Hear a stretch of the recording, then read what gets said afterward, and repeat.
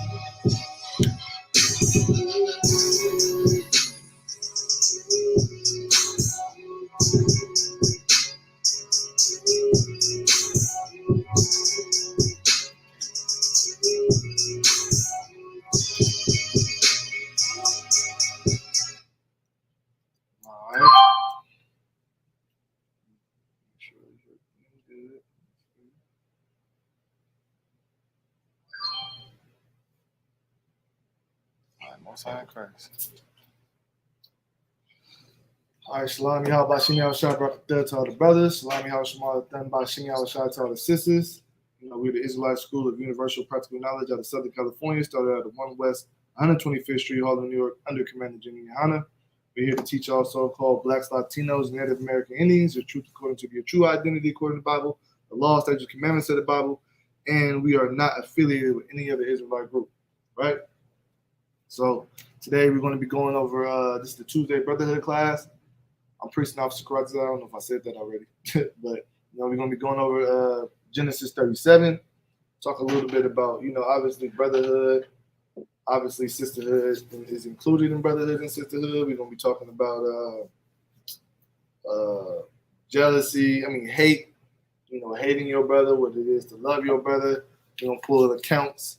In Genesis 37, the account of Joseph, if you're not familiar, it's a perfect example of hating and envying, and it's a perfect brotherhood account in the Bible. You know what I'm saying? For all those who don't know, make sure you tune in, make sure you like, subscribe, and share.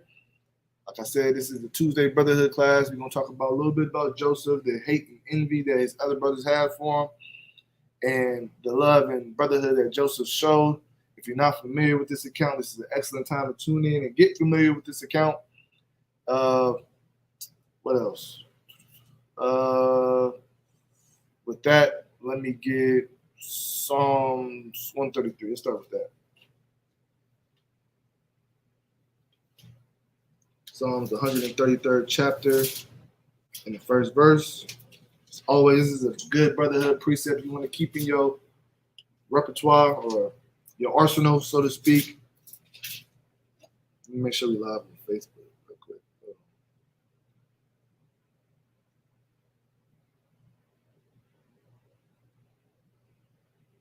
Most High Christ. All right.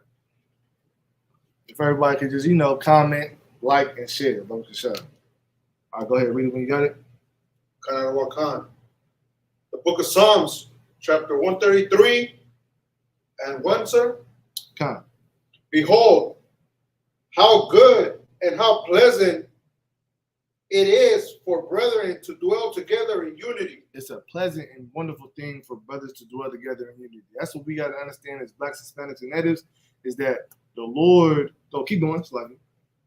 Verse 2, it is like the precious ointment upon the head that ran down upon the beard, even Aaron's beard, that went down to the skirts of his garments. Okay, read one more time. It is, verse 2, it is like the precious ointment. No, verse 1. Verse 1, behold, how good and how pleasant it is for brethren to dwell together in unity. It's a good thing, for brothers to dwell together in unity. The Bible describes us coming together as a nation, us being one with each other as a good thing. You see what I'm saying? But America, You know, the way America teaches us that it's a bad thing. You see too many Black and Hispanics around with one another. It's a, you know, it's something going on there. There might be some problems going on. But here in the ICBK, we teach you how to come together as one in a righteous manner, in a righteous way. You have a foundation on brotherhood, and it's pleasant in the eyes of the Lord. See, the Lord looks down on that and says, you know what? It's good to see these brothers are able to gather together in unity. It's good to see them not fighting one another or arguing with one another or bickering with one another and hating one another, but instead they're unified and they have love. That's something that we lack in the Black, Hispanic, and the Black and brown community. You see what I'm saying? That's something we lack as Black and Hispanics. You got Judites hating Hispanics, Hispanics hating Judites, and it benefits us nothing. You see what I'm saying? It doesn't benefit our nation, us hating one another. You see what I'm saying? It further destroys our nation. You see what I'm saying? Like, and then we're gonna keep reading. It goes into describing how beautiful the brotherhood is. Go ahead, keep going. Verse 2. It is like the precious ointment upon the head that ran down upon the beard, even Aaron's beard, that went down to the skirts of his garments. Keep going. Verse 3. As the dew of Hermon, and as the dew that descended upon the mountains of Zion. For there the Lord commanded the blessing, even life forevermore. That's it. That's it on 33. Drop that. Give me 1 second. Get this together real quick.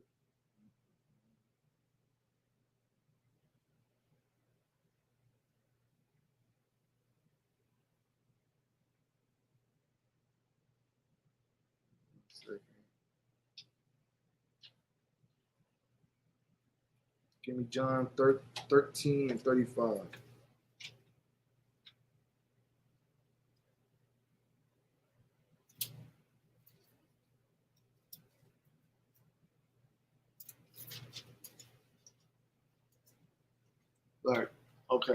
Okay. It's like it. 1 second. Hold on. There's something else I want. Not John. You can drop John. I want this one. It's in Ecclesiastes. It's in the Apocrypha. I'm trying to find it real quick. Give me 1 second, John.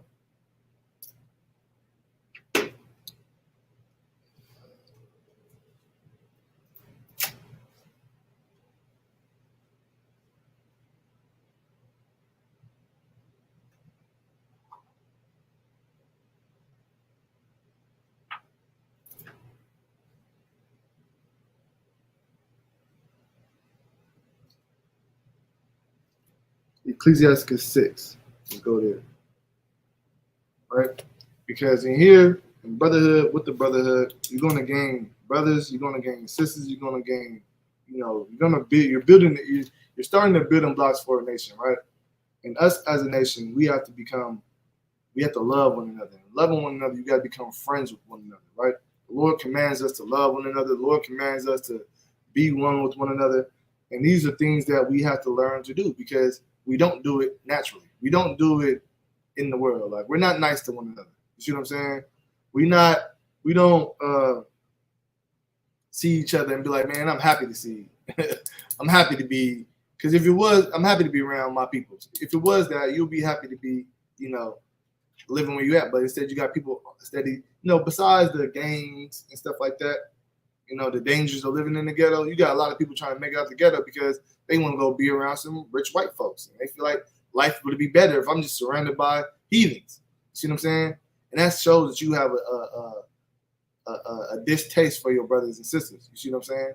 You should love it. You should build that community up. You see what I'm saying? You should stop getting high. You should stop, selling drugs. And maybe some of that danger will leave. You should stop gang banging. You should stop prostitution. And maybe your neighborhoods will be a little bit more safe. You see what I'm saying? But us not having the knowledge of the laws, statutes, and commandments of God, we don't do those things. That's why having the laws, statutes, and commandments of God are important. You see what I'm saying? Because they prevent us from doing those things. You see what I'm saying? Like, another part of being a brother is being disciplined. Being disciplined and controlling your emotions. You see what I'm saying? Because we're going to touch into hate and envy.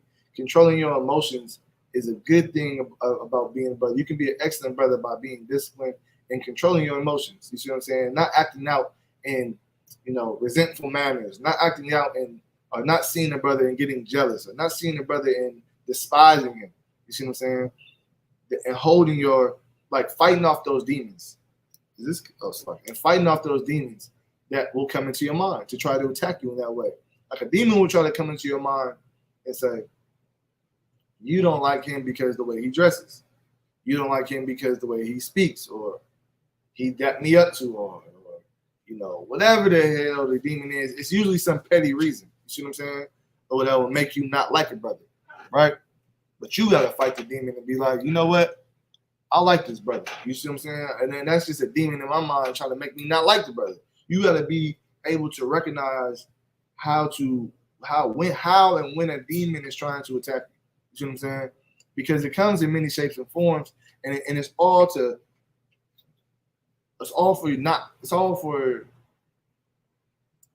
how do I say it? It's not for your benefit. You see what I'm saying? You got to recognize I came in here to love. I came in here because I found out Christ was a black man and I'm an Israelite, and he died for me, and that I'm something. So you got to recognize your end goal and what you're trying to accomplish in being here, and steady fight for that. It's going to be a fight to do it. It's going to be a fight to trying to accomplish what you're trying to set out to be, because the world is so wicked. The world is so cold and so, you know, against you being right, that everything is going to be set up for you to do something wrong. And it's going to be easy for you to do the wrong thing. It's going to be easy for you to hate your brother. It's going to be simple, like so easy for you to hate your brother. Like brothers in the world hate each other because of the way they look. Like, I was born this way, but you hate me because I was born looking like this. You know what I'm saying? I'm handsome. You're not. Or, you know, she's pretty and I don't feel so pretty. So I want to cause damage to her. I want to, you know, fight her because the boy I like her. Like, you see what I'm saying? That's a lack of understanding. First and foremost, it's immaturity, and second off, it's a hate for your brother. Like, and the Christian church don't do us no justice by teaching us the right thing, by teaching us brotherhood and sisterhood. They don't do us no justice. The Catholics, the Muslims, they don't teach us no sense of nothing right, because it's further. If it was, then the problems would have been being solved for years now, because the Christian church has been around for years, and blacks and Hispanics and others still hate each other, but they all call each other Christians. See what I'm saying? So us as blacks, Hispanics, and natives, we gotta learn to be disciplined in our mind, disciplined in our thoughts, not letting hate get to you, not letting jealousy get to you, but gaining friends. It's about gaining friends, gaining brothers, gaining sisters. Like, you just know what I'm saying? Building a nation. These are the building blocks for building a nation. It's just simply learn that, hey, I gotta be around these people. This is my nation.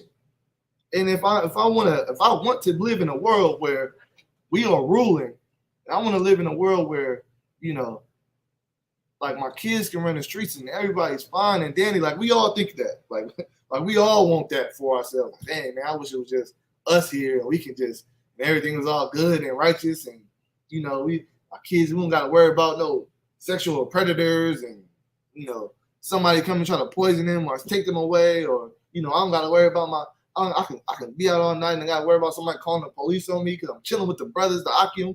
See what I'm saying? We all want that for ourselves. Had that wondrous community, all right, man.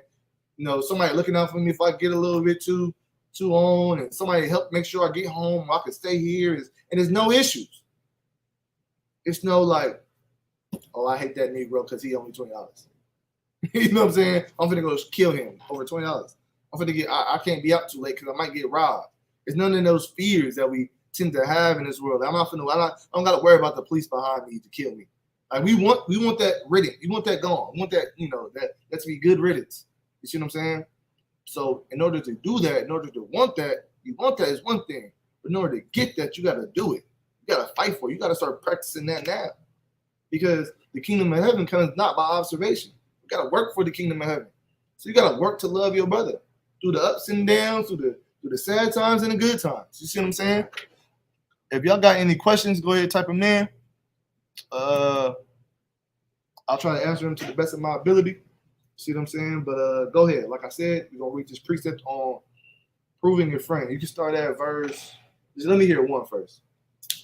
The book of Ecclesiasticus, chapter 6, verse 1. Mm-hmm.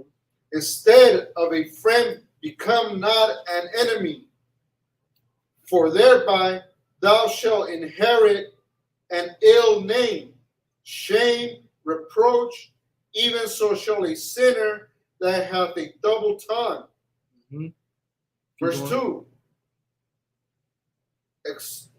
Exalt not thyself in counsel of thine own heart, that thy soul be not torn in pieces as a bull straying alone. Verse 3. Now go to verse 5. That's what I want. Verse 5. Right. Sweet language will... Slightly. Let me just break that down since you read it already. It says, instead of a friend, become not an enemy, right? For thereby thou shalt inherit an ill name. Like, don't become an enemy. Like, be a friend to everybody. You see what I'm saying? As far as brothers, instead you're gonna inherit an ill name. Like one thing coming into the truth I had to learn. This is something you got to understand. Your reputation. Your reputation is golden. Having a good reputation to be known by is better than having, all the rank in the world. Having your brothers love you and know that you are a good brother is better than all the rank in the world. You understand what I'm saying? Like, your reputation, knowing that, hey, I can lean on this brother. I can depend on this brother. See what I'm saying? This brother will fight for me. This brother will die for me. Having that, this brother is not going to sleep with my wife. He's not going to do no weird stuff. I can trust him. Having those type of things said about you is far greater than the rank.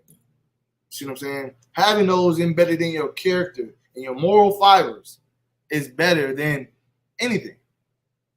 See what I'm saying? Better than if not, you're gonna get an ill name, and that ill name is gonna stick with you, and it's gonna be hard to get that off of you because you done shown yourself to be that. Show yourself to be true. You want to become a new person, become a new person. It's really easy to do it. It really is. I mean, it requires a little fight, but like you've been running to do the wrong thing so long, like, so fight for the right thing. It's only right. So you know what I'm saying? So that's what that verse says. And the other one says, extol not thyself in the counsel of thy own heart, and that thy soul be not torn in pieces as a bully. So like, what that means, extol is basically saying, like, don't be cocky in your own mind. Like, don't just be like, I'm that nigga. I'm that nigga. See what I'm saying? Don't be that type of person. Like, it's good to have confidence about yourself. It's good to be, courageous and confident, in your abilities and who you are. But you don't want to be the guy that's like, cocky and big-headed, and you come off just rubbing people the wrong way. Like, you know what I'm saying? Like, you just come off we all done seen those type of people. You're just like, man, you need to calm down. Like, you doing too much. And it says, extol not thyself in the counsel of thy own heart meaning in your own mind. You see what I'm saying? And most of the time when you read it in the Bible, heart means mind, right? So drop down to verse 5. Let's get it. The book of Ecclesiasticus, chapter 6, verse 5. Sweet language will multiply friends, and a fair speaking tongue will increase kind greetings. Right? Sweet. Read that one more time so I can. Sweet language will multiply friends. Right? Sweet language will multiply friends. Being able to speak nice to a brother and sister, like, not being rude will multiply friends. You see what I'm saying? Not being a person that's rude will multiply friends. Like these are things that you got to learn to do when you change your ways, because you learn to be rude to people. You don't say hi. You don't greet nobody when you walk into a room. You don't know how to, dap nobody up. You don't know how to articulate your words properly and be kind to one another. But sweet language will. If I walk in this room and I dap everybody up, but you, Yakawan, what you gonna say? You gonna think like, man. If I walk in the room and I'm like, I salute everybody else, hey, shalom, and I say to you, what's up? You're going to be like, that's rude. You see what I'm saying? But I treat everyone the same. You got to come in the room, treat everyone the same. Shalom, no matter if it's a lot of people in the room, you might just salute everybody if you don't want to dap everybody up. But just be kind to everybody. Like, you see what I'm saying? Like, it starts as simple as greeting people. You wake up in the morning. Some people don't be in the best mood when they wake up in the morning. I'm one of them. But That's something that's something that I had to do, and something you should do too. Shalom. I see your brother. I got a brother in my crib. I wake up in the morning, a little bite. I'm not a morning person like that. I greet the brother. Hey, shalom, no Christ. You know what I'm saying?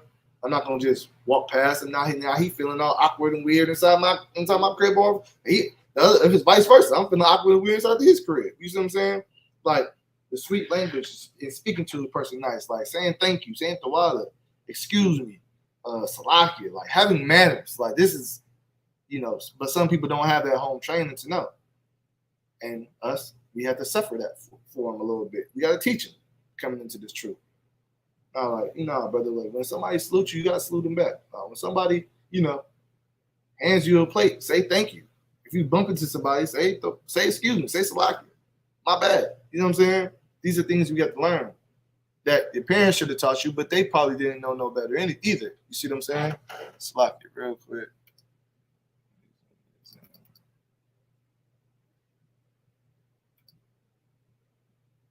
All right. Good. All right, go ahead. Keep reading. And a fair speaking tongue will increase kind greetings. Mm-hmm. Verse 6. Be in peace with many. Mm-hmm. Nevertheless, have but one counselor of 1,000. Right. Be in peace with many. Right. Keep drop down to verse 7. Keep going.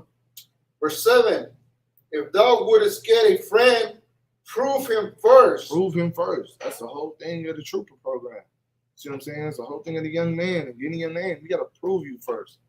Scripture say prove a friend. See what I'm saying? How I know you're a true friend?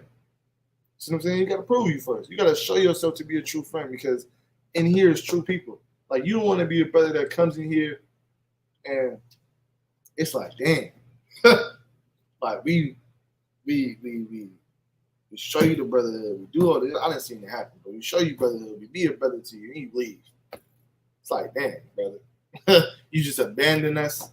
You know what I'm saying? We show you brotherhood. We try to, teach you right, show you right and guide you and help you out in your life.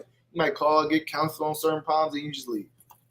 Up and leave. You don't know how to be a brother back. See what I'm saying? So that's why we prove certain brothers in here. See what I'm saying? You got to prove yourself, and you got to constantly prove to be a brother to other brothers. I do all the time. I'm making mention. No, I want to be a brotherly brother. That's my goal. If I offend a brother, or if a brother offend me, we're gonna talk it out like men.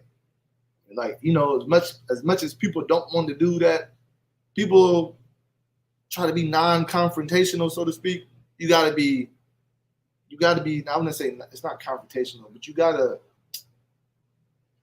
deal with the problems as they come. You know what I'm saying? You gotta handle it straight on, because if you continue to let it linger, the demon's gonna get into your mind. You're gonna start to hate the brother. You're gonna start to hate the sister.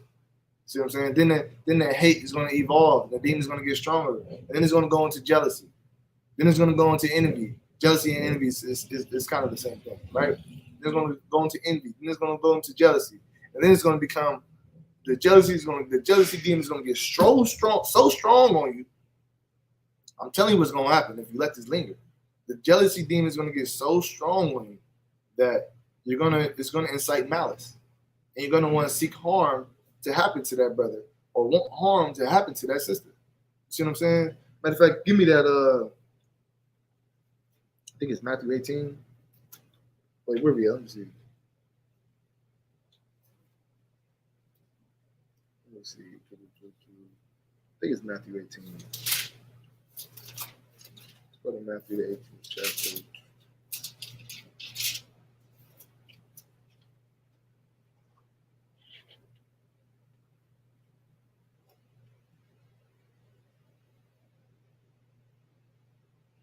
Bear with me, y'all.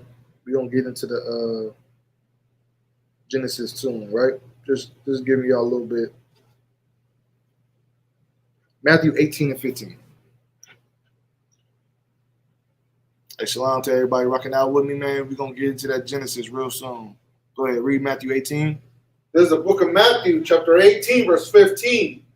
Moreover, if thy brother shall trespass against thee, right? If thy brother shall trespass against you. This is a good scripture to have in your arsenal, to know and to understand and to keep it and incorporate that. Put it in your chest. Go ahead.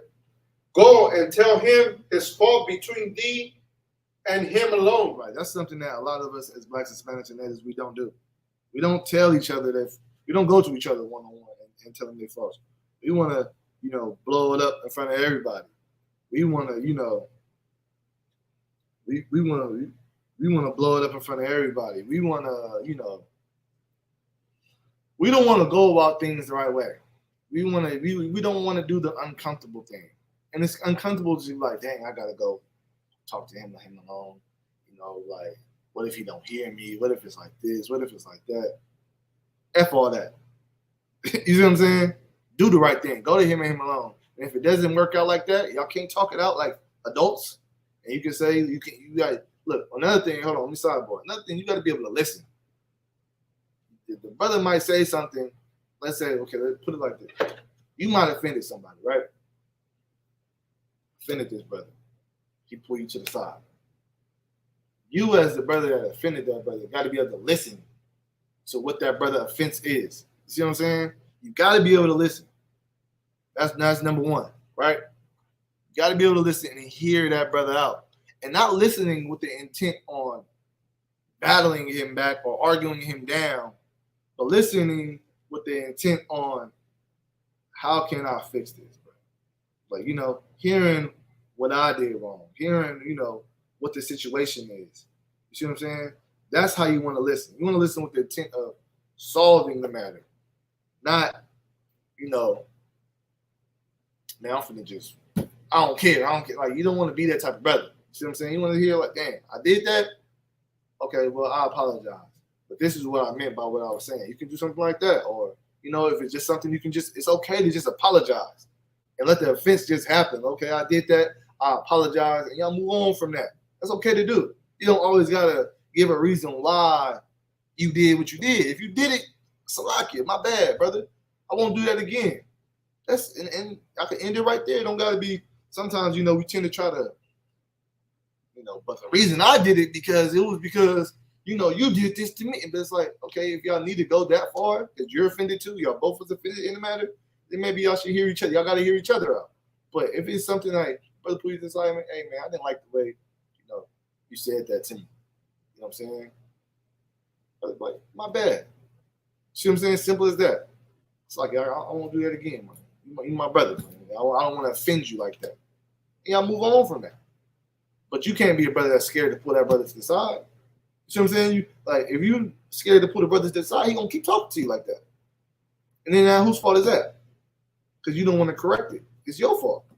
It's your fault that you keep getting, talked to in that manner because you're not pulling the brother to the side. And now you're gonna start every time you get around the brother, you're gonna be like, man, I hate the way this brother talks to me. You see what I'm saying? I don't want to listen to him if he's over me. I don't want to hear nothing he got to say.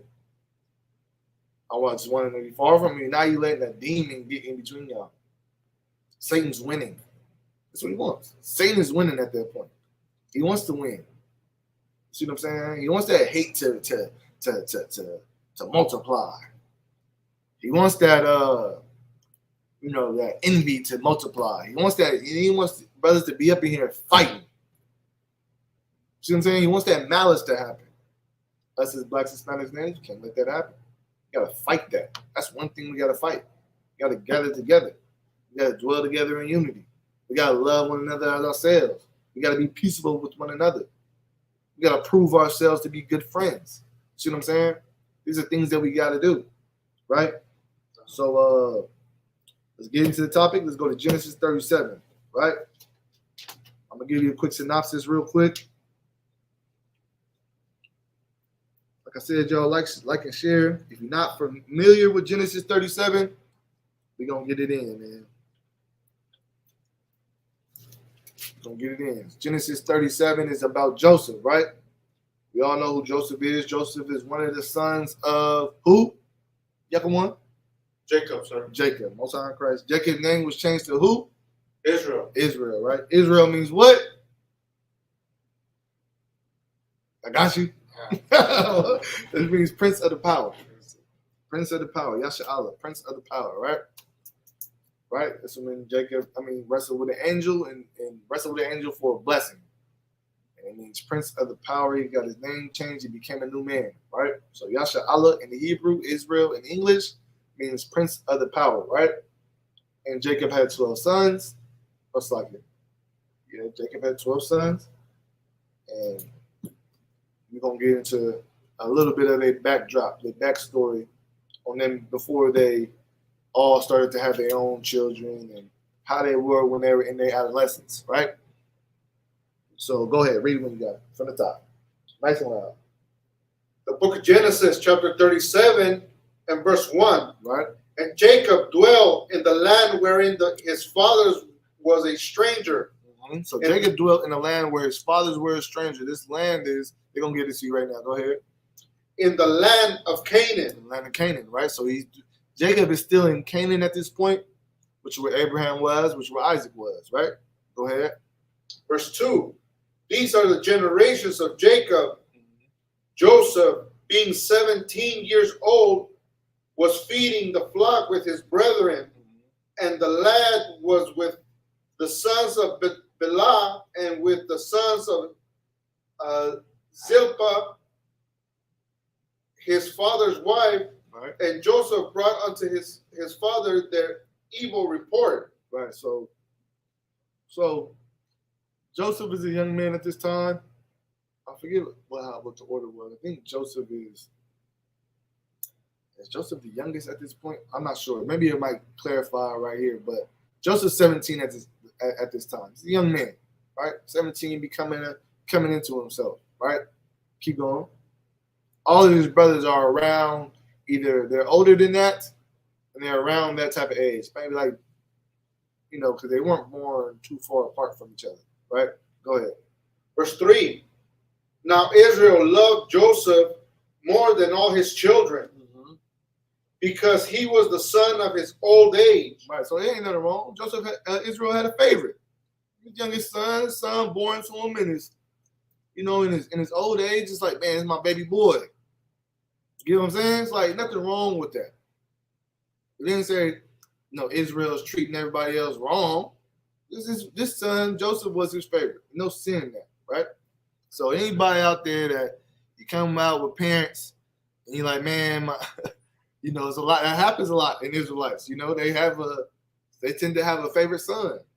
Like, I know my mom's favorite favorite child is my oldest brother. See what I'm saying? Or maybe it might change. Who knows? But go ahead. I had a situation where we had a gathering at the house, and like all the grandchildren were like at the same spot. And one of the eldest of my mom's grandchildren said, "Grandma, which of us do you love the best?" And it kind of like stunned I guess my mom didn't know how to answer it. So, she answers like how everybody, I love everybody the same. Because I don't know if, she knew that it was like, I don't know if it's like a spirit that was, that was tempting her to say, you're my favorite, or she's my favorite. Is that something that's Christian, that always say, I love everybody the same? I wouldn't necessarily say it's Christian. Like my dad, I do like how my dad did me. He tells all of us we his favorite. You see what I'm saying? And I tell my son, he's my favorite son. But I told that to my older son too. So y'all gonna go back and say, Daddy said I'm his favorite. You see what I'm saying? And he told me that too. Cause I love them all. You see what I'm saying? There's nothing wrong with saying I love all y'all. You know what I'm saying? I love all y'all. All y'all, like, it's like how we say I love all my brothers.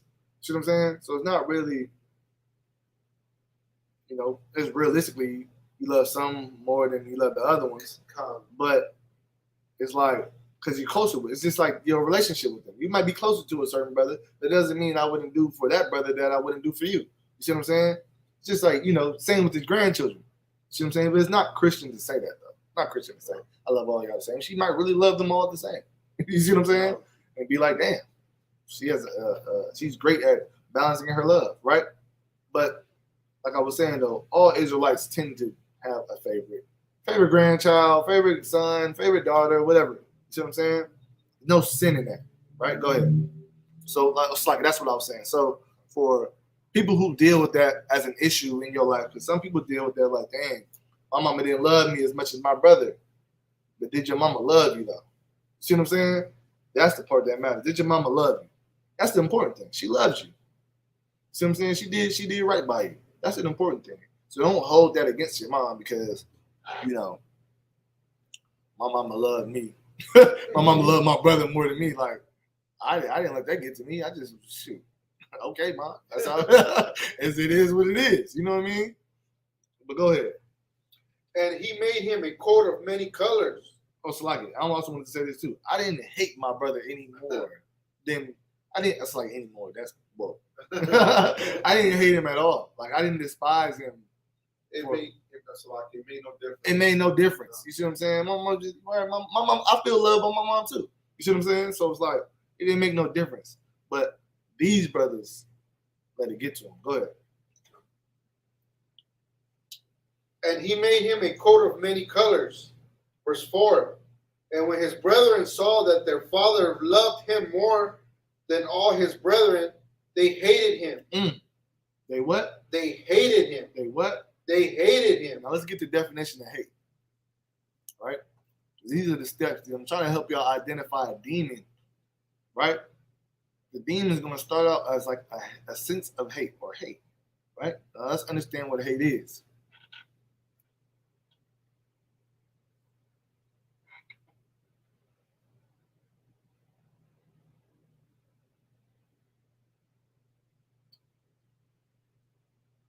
Definition of hate from the Merriam-Webster Dictionary.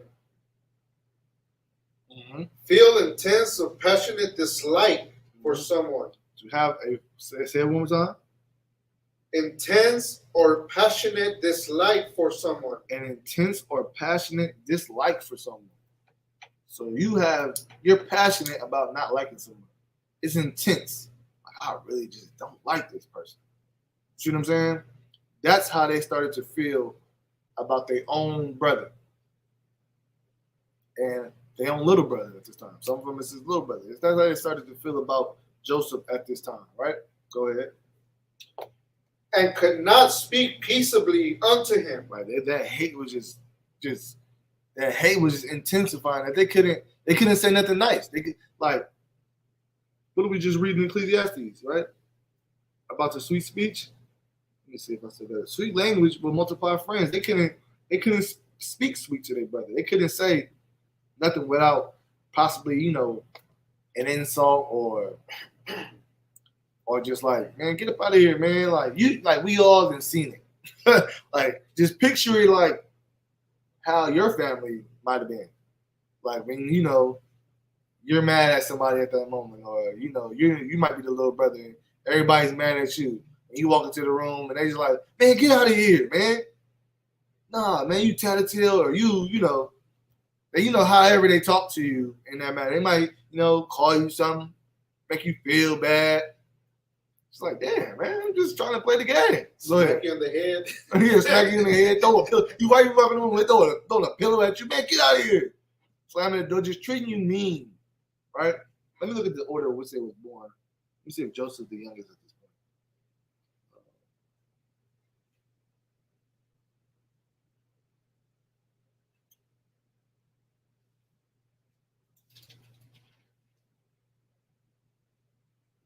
Right.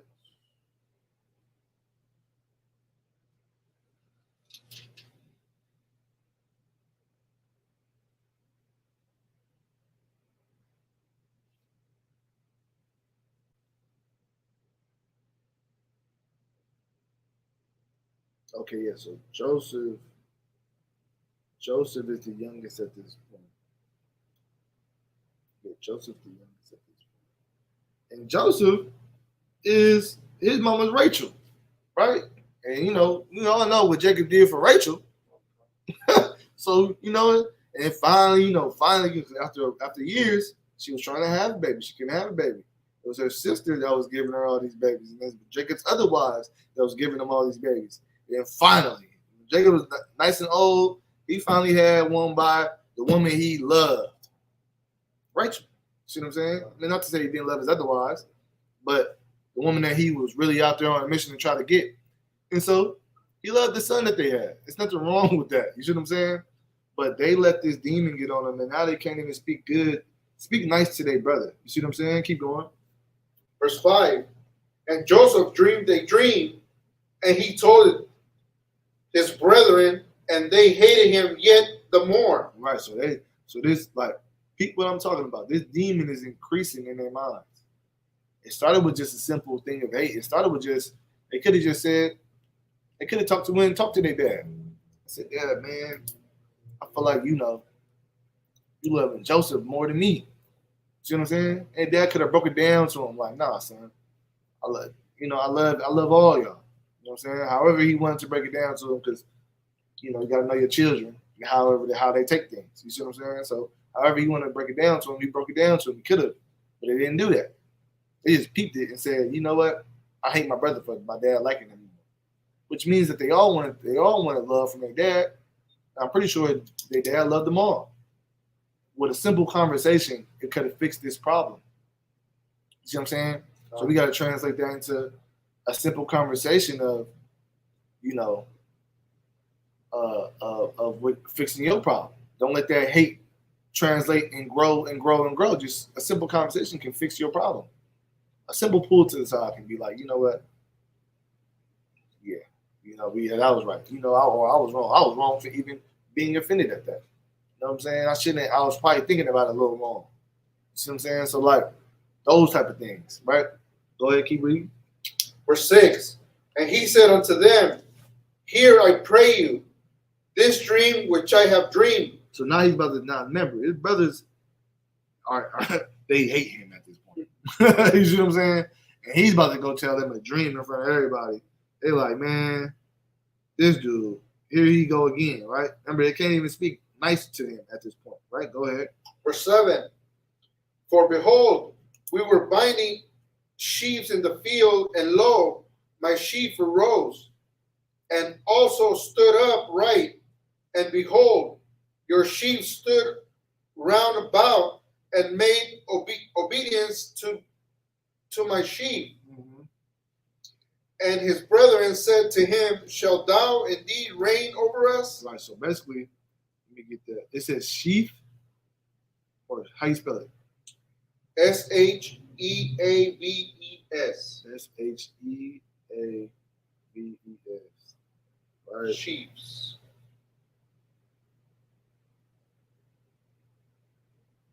A bundle of grain laid lengthwise and tied together after reaping. Okay, so it's just basically a bundle of grain, right? So what he's seeing is this bundle of grain. His bundle of grain stood up in the middle and like stood up, right, upright, and all the other sheaves like bowed down to him, his sheep, like in obedience, in an obedience manner, like listening to this sheep. And they're listening to their little brother say this dream. They're like, so you trying to say you gonna rule over us? That's what they're trying to say. They interpreting the dream. Mind you, they already don't like him, right? So you saying you gonna rule over us, right? Keep going. Or shall thou indeed have dominion over us? Right. So you gonna have dominion over us? Come on, keep going. And they hated him yet the more for his dreams and for his words. Right. So now they hating him even more for his dreams and for just the way he's speaking. You know what I'm saying? This is like this. It's a hate is becoming a snowball effect, right? Right. Keep going. Verse 9. And he dreamed yet another dream. Right now he got another dream. See, they hating him already for the first dream. Now he's gonna come hit him with another dream. Go ahead. And told it his brethren and said, Behold, I have dreamed a dream more. And behold, the sun and the moon and the 11 stars made obedience to me. Verse 10. And he told it to his father and to his brethren. And his father rebuked him and said unto him, What is this dream that thou hast dreamed? Right. So he said, what is this dream that thou hast dreamed? Right. So he's telling it to everybody. Right. Any questions? Like if y'all got any questions, man, just type them in. I'm gonna try to do my best to answer them. Definitely, if you have any questions on this, you know what I'm saying, I can answer it for you. If you got any questions, just type them in. We'll get it. If you have any questions, you can want, you know what I'm saying, feel free to ask. Go ahead. Shall I and thy mother and thy brethren indeed come to bow down ourselves to thee to the earth? Mm-hmm. So Israel's asking his son that. So he's like, what is this dream that you need? Shall we all come bow down to you in the earth? Like, you know, what's going on? Right? Go ahead. Verse 11, and his brethren invade him, but his father observed the same. Mm-hmm. So his brothers was like, man, get the hell out of here. But his father was like, Israel have been through enough. You see what I'm saying? To know, like, hold on. Brother, my son might be seeing something. You get what I'm saying? Because, you know, Israel done talk to the angels. Israel done wrestle the angel. Oh, See what I'm saying? He knows how the visions of the Lord might come to you in a dream, or it might come to you. You see what I'm saying? Angel might appear for you. So he's like, hold on. Okay. You get what I'm saying? Go ahead. Verse 12, and his brethren went to feed their father's flock in Shechem. Verse 13, and Israel said unto Joseph, do not thy brethren feed the flock in Shechem? Right? So he's like, aren't your brothers out there feeding the flock? Like, come, and I will send thee unto them. Right? He's saying, man, go out there to them. I'm going to send you out there to go be with your brothers. They over there in Shechem, gone, right? And he said to him, here I am. What verse are you at? Verse 13, certainly. Go ahead.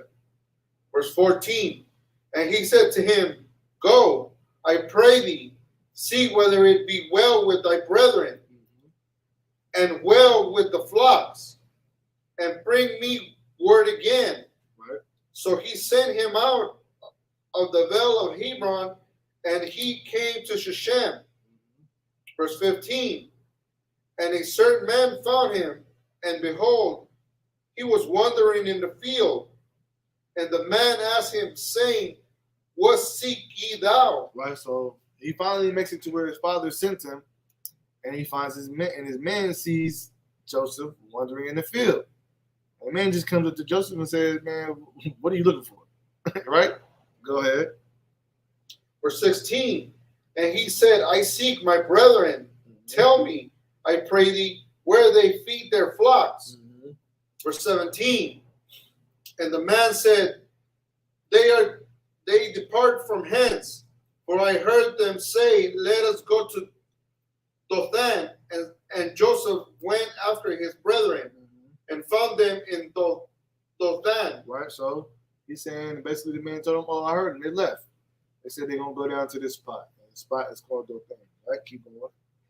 Verse 18, and when they saw him afar off, even before he came near unto them, they conspired against him to slay him. Verse 19, and they said one to another, behold, this dreamer cometh. Verse 20. Hold on. Pause it right there. So they sitting there, they see Joseph coming. They like, man, shit. You know what I'm saying? Here comes Joseph. And now, what was the steps that I said, right? It goes hate, envy, jealousy. Their hate demon then multiplied into envy and jealousy. Now let's get the definition of envy and jealousy. Do envy first and then jealousy after.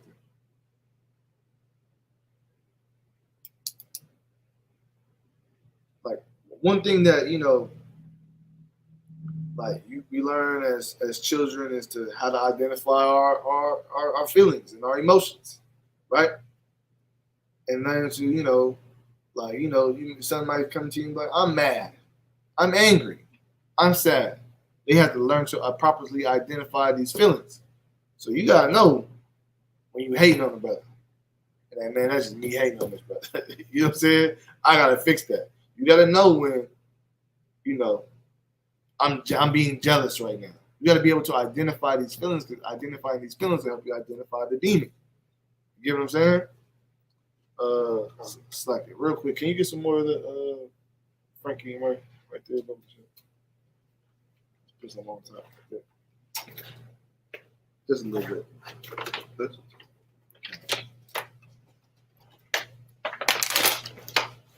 Yeah, you got to be able to identify these demons. You got to be able to identify these emotions, and it'll help you out. That should be too loud. It'll help you out. You see what I'm saying? And you'll be able to identify the demon, right? And be able to fend the demon off more better, right? But go ahead, let's get the definition. The definition of envy: a feeling of discontent or resentfulness, longing aroused by someone else's possessions, qualities, or luck. Right. So their discontent, their dislike for this other person's, qualities or their possessions or what they might have. Like they didn't like the fact that Israel made that colorful garment for Joseph. They didn't like that. They didn't like the fact that, he's having dreams. They didn't like the fact that, the younger brother was favored. They didn't like these things, right? So that kind of goes hand in hand with, hey, let's get jealousy.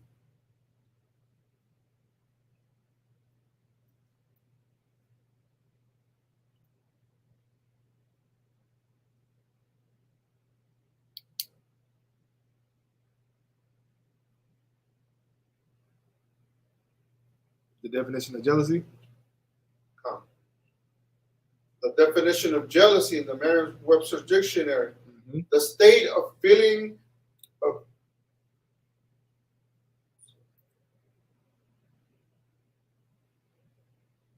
it just says the state of feeling jealous. Okay, look at jealous.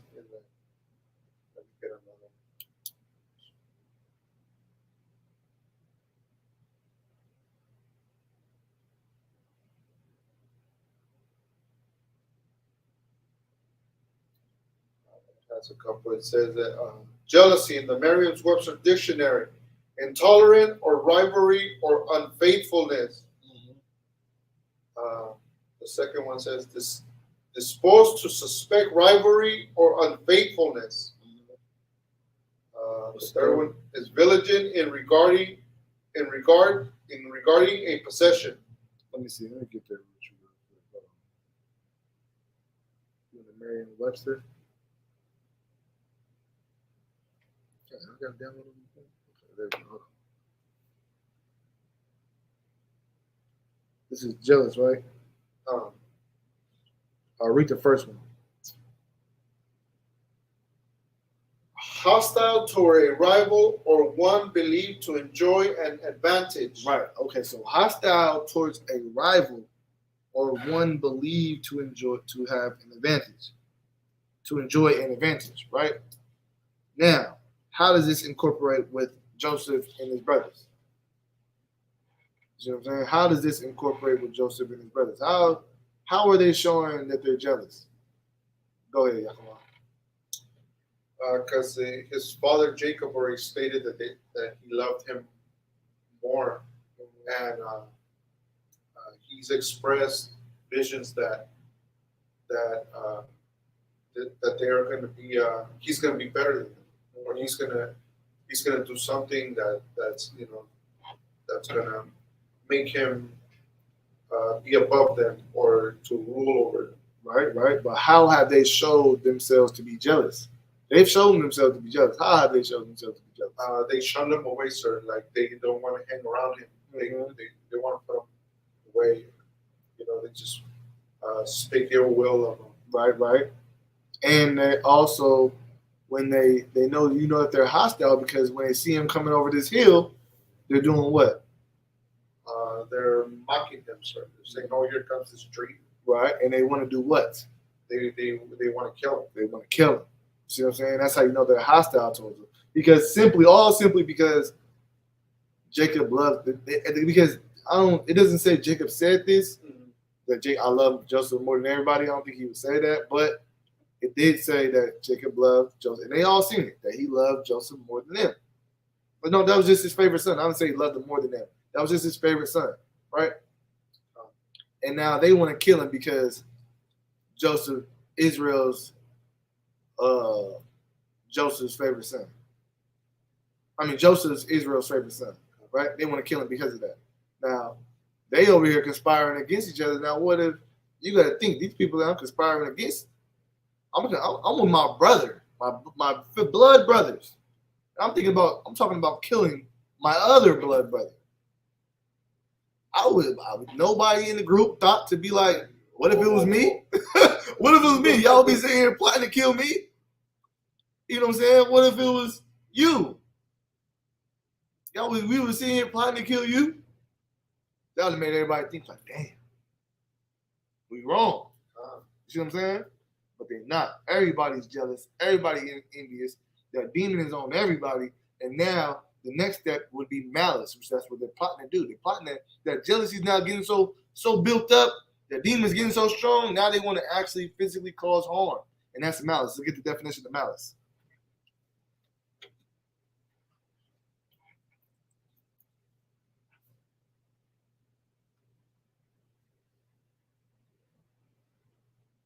Yeah, demons do keep you from your potential, right? Go ahead. The definition of malice in the Merriam-Webster dictionary: desire to cause pain, injury, or distress to another. Desire to cause pain, injury, or distress to one another. Keep going. Number 2 says to intend to commit an awful act or cause harm without legal justification or excuse. Right. So they want to cause harm without no type of justification, without no, they had the intent to do that. That's what it will boil down to. This account showing you. Because at first it said what? They hated him. They hated him for just being loved, right?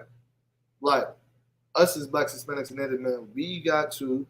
These are things that are rampant in our community. We hate each other for nothing. For nothing. And then we become jealous of each other for nothing. And then now we want to kill one another all because it's stemming from nothing. See what I'm saying? You want to kill a brother because he got nice shoes on and because he has jewelry. And you want to take it from him because you're envious of his possessions. You're jealous. You hate the fact that he has that. Now you want to cause malice and harm to this man for the stuff that he has. You see a sister in school, or it tends to happen in high school and college. You see him, you see a pretty sister. You hate the fact that she's pretty, right? I got sisters. I know. I didn't see it happen. You hate the fact that she's pretty, and you hate the fact that the guy that you like see that she's pretty. So now you become envious because she got nice shoes on, and she dresses nice, and she's pretty, and she has nice hair. So then you become jealous. Now that envy becomes, becomes jealous, and you're like, man, I hate the fact that she's just even here. And then now that builds up, it turns into malice, and now you want to cause her harm, scratch her face up, and bring a razor blade to school to cut her, and make her ugly, and you want to do things to sabotage her. Like this type of stuff happens. That's normal in our life, and it shouldn't be normal. Go ahead.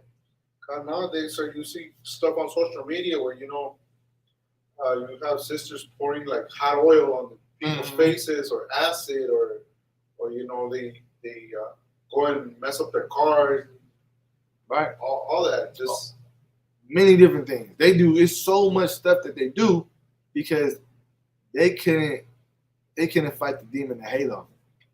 They don't know how to love one another, right? They don't know how to love one another. And the examples that they have that from other people, is not examples of love. See what I'm saying? Like, it started. You didn't see your mom show your dad love. You didn't see your dad show your mom love. So you don't know how to properly love. When them feelings came up, you weren't getting corrected on those feelings. Like, nah, share with your sister. You know what I'm saying? Share with your brother. You see what I mean? You got to be this way with him. It's okay to be mad that he has that toy, but you don't go take it from him. You don't go be mean to him for it. Just go get another toy. You see what I'm saying? Like, those feelings have to be nurtured from a child. And in UPK, we have to deal with you in your adolescence still. The adolescence of not you in your age, but you in your adolescence of the age of your feelings. See what I'm saying? Because you lack the discipline and the self-control and understanding to fight off those feelings and have these and have them and direct them in the proper way. You see what I'm saying? You need to be like, hey man, everybody like to say I ain't no hater, but you do. You are a hater. You do hate because you don't show love, right? You don't show love, so what do? You hate. Man, this brother is trying. He trying to teach this topic.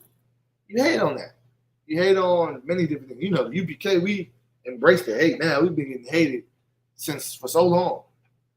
You see what I'm saying? We understand, but don't let that malice. Don't bring no malice to us. See what I'm saying? Don't do it. It'd be wise that you don't, right? But let's continue on. So now they see, let's backtrack. So now they see Joseph coming over the hill to meet them, following what his dad told him to do.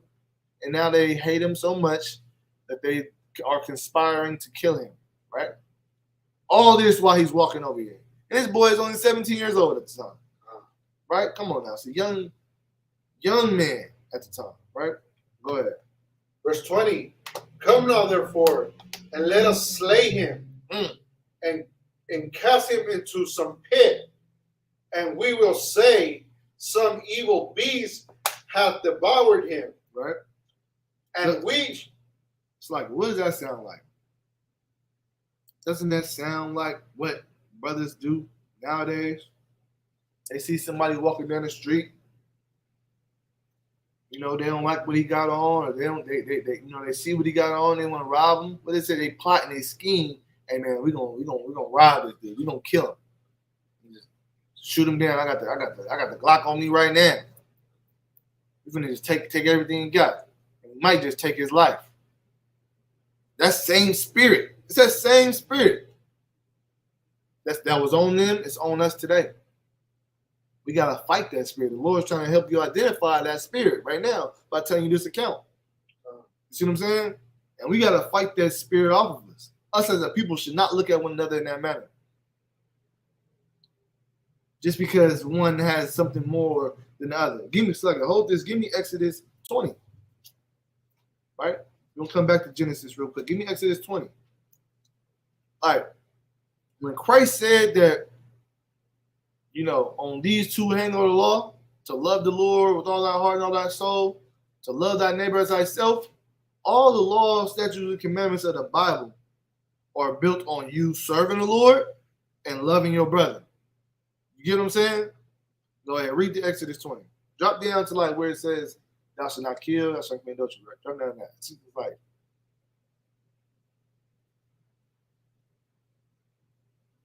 verse 8 or 9. Shalt thou work. 7.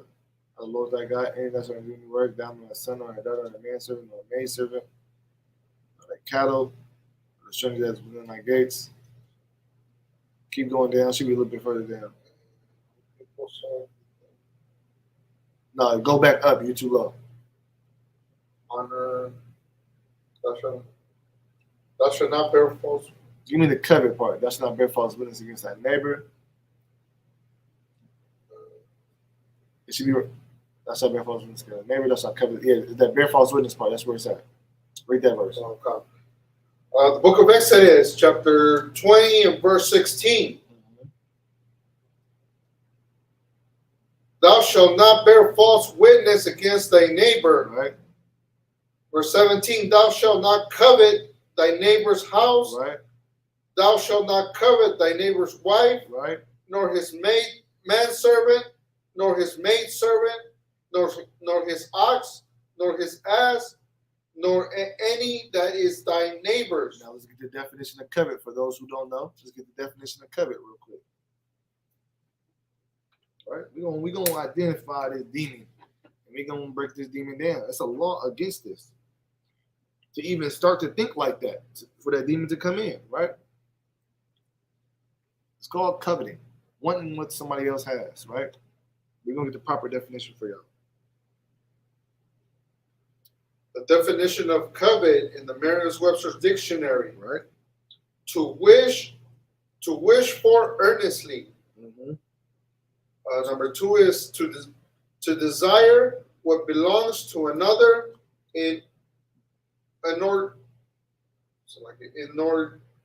inordinately or culpably. To desire what somebody basically is to desire what somebody else wants. You want it bad. Like you see somebody with a nice house, man, I want that house. This is another reason why brothers sleep with another man's wife. Because you're coveting that man's wife. You want his wife so bad. You see what I'm saying? That's unbrotherly as well. You want this man's wife so bad. So you'll covet. You start to covet. And you start to covet, you'll start to despise. You hate your brother because you don't have no love and respect for your brother to leave his woman alone. And you want what he has, so you hate your brother. Because if you loved your brother, you wouldn't do that. You wouldn't look at his life like that, right? If you loved your brother, you wouldn't want to take his life. But you hate your brother. You hate your people. And you're just a hateful bastard.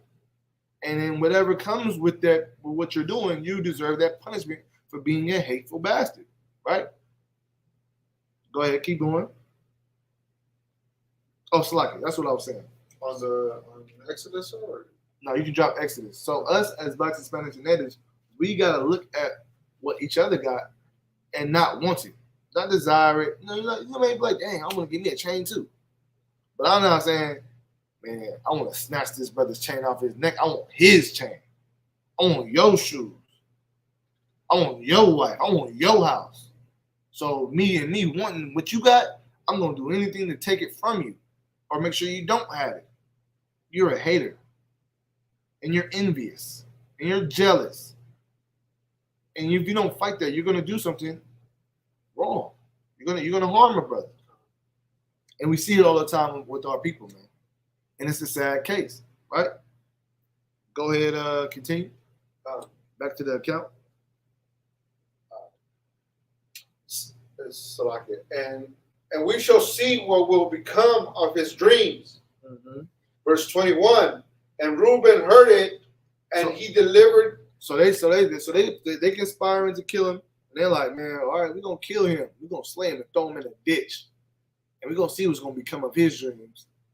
Talking about he gonna rule over us. Talking about he gonna be, thinking he gonna have dominion over us. And dad and everybody gonna bow down to him. My mama ain't bowing down to him. See what I'm saying? Like you gotta think how Israelites talk and think. Right? That's what's going on. These are Israelites. You see what I'm saying? Right, go ahead. And Reuben heard it, and he delivered him out of their hands and said, let us not kill him. Verse 22. So Reuben, the oldest out of all of them, said, you know what, man? Let us not kill him, man. Let's not kill our brother. Right, go ahead. Verse 22. And Reuben said unto them, shed no blood, but cast him into this pit that is in the wilderness, and lay no hand upon him. Right, so he said, man, just throw him in a ditch and lay no hand upon him. Don't kill him. That's what they mean by when they say lay no hand upon him, right? Don't kill him. Go ahead. That he might rid him out of their hands, to deliver him to his father again. Mm-hmm. Verse 23. And it came to pass, when Joseph was come unto his brethren, that they stripped Joseph out of his coat, right. His coat of many colors that was on him. So so when Joseph gets over there, he immediately starts to get stripped out of his clothes. And he's like, whoa, what's going on? Like, get over here, man. Get your ass over here. You see what I'm saying? He like, yo, what's going on? Remember, at this point, it's what? Benjamin's under him. So it's about 7 or 8 of them at this point. 9 of them at this point. Just you ain't winning that. Now your brothers, older brothers getting on you. Come on now. Right?